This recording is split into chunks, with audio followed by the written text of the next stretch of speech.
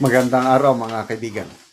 Bigyan natin ng reaction, opinion itong post ng GMA News tungkol ito sa pagpalo ng presyo ng kilo ng baboy magiging 500 pesos per kilo at ang manok is magiging 300 pesos per kilo.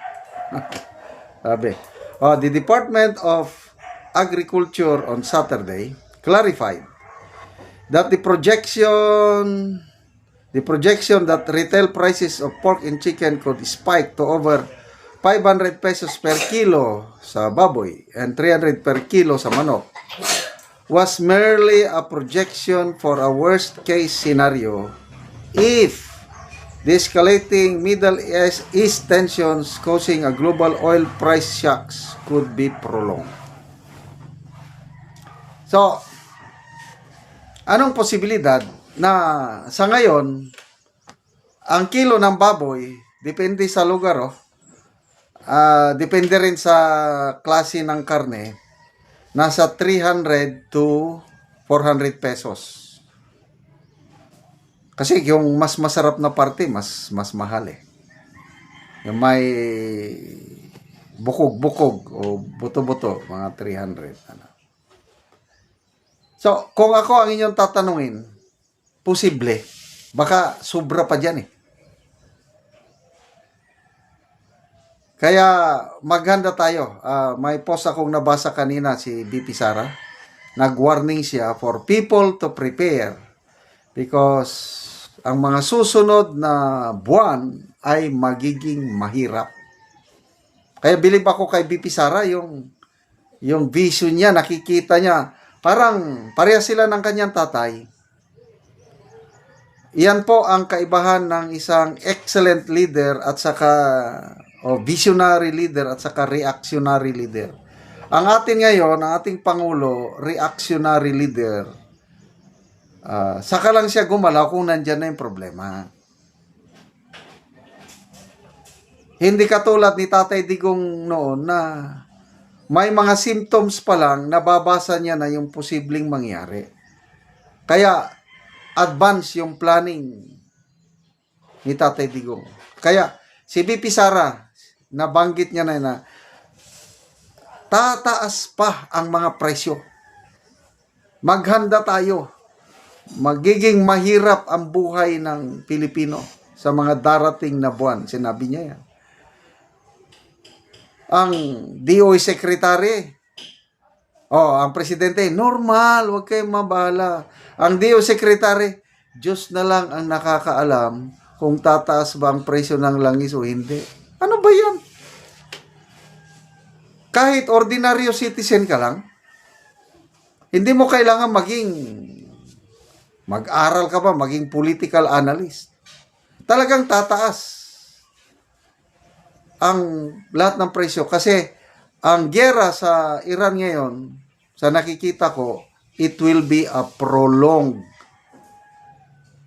war of attrition ang tawag niyan. Matira ang matibay. Kaya tama, agree ako sa sinasabi ni Senator Lacson na ang punot dulo lahat nito, ang paghirap natin ay walang iba kundi ang Amerika. Of course, ang presidente nila, si President Trump. He is accountable sa lahat ng sufferings natin ngayon. Paano natin siya mapanagot? Ay wala. Hanggang na lang tayo, salita lang. Voice out lang natin ang mga frustration. Kasi kung hindi pa padalos-dalos ang Amerika sa pag-atake sa Iran, hindi sana magkakaganito.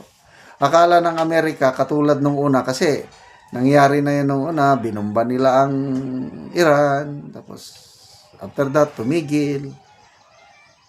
Ang kaibahan ngayon is namatayan ng Iran yung tatlong leaders nila sa first day of attack.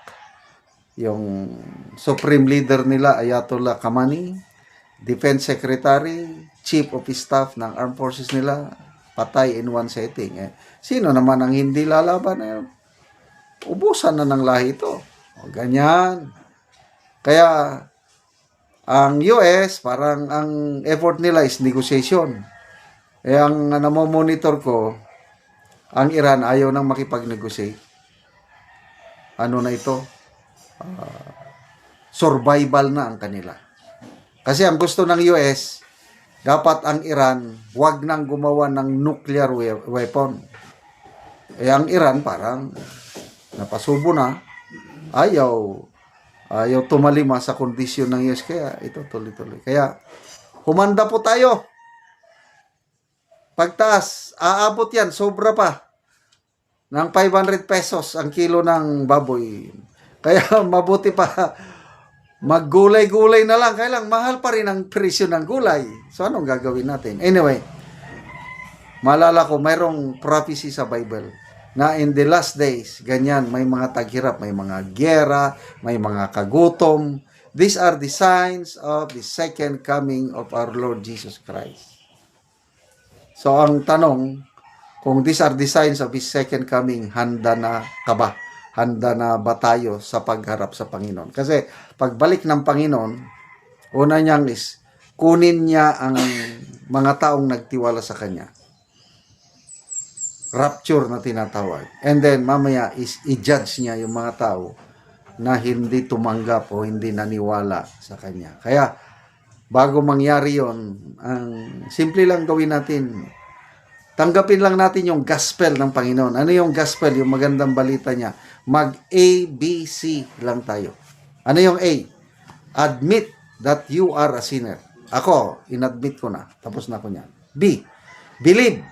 Maniwala na namatay at nabuhay muli ang Panginoong Hesus sa pagpatawad ng iyong kasalanan. Ako, naniwala ako at tinanggap ko na ang kapatawaran.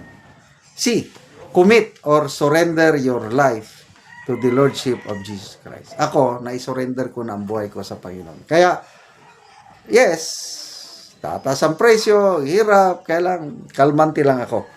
Because everything works for good to those who love God, to those who are called according to His purpose. Salamat mga kaibigan sa inyong pagsubaybay sa ating channel. Nakakatulong kayo ng malaki sa tribong Talandig ng Bukidnon dahil ang sweldo natin sa channel na ito is pantulong po sa tribo. Namimigay tayo ng libreng yero at pako para makapagpatayo naman sila ng mas maayos na tirahan.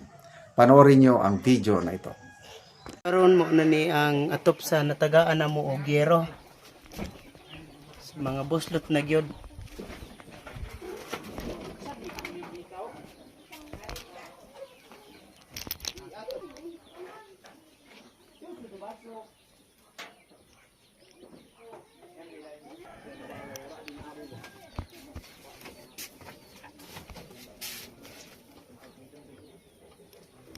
Og mauna ni ang hero nga among gihatag. So mag-atop na ni siya karon. Ano kamo tamo ko na. Ano bisiyatas. Tagpila na sa nakabuk ka mo. Tagpila ka sa nakabuk.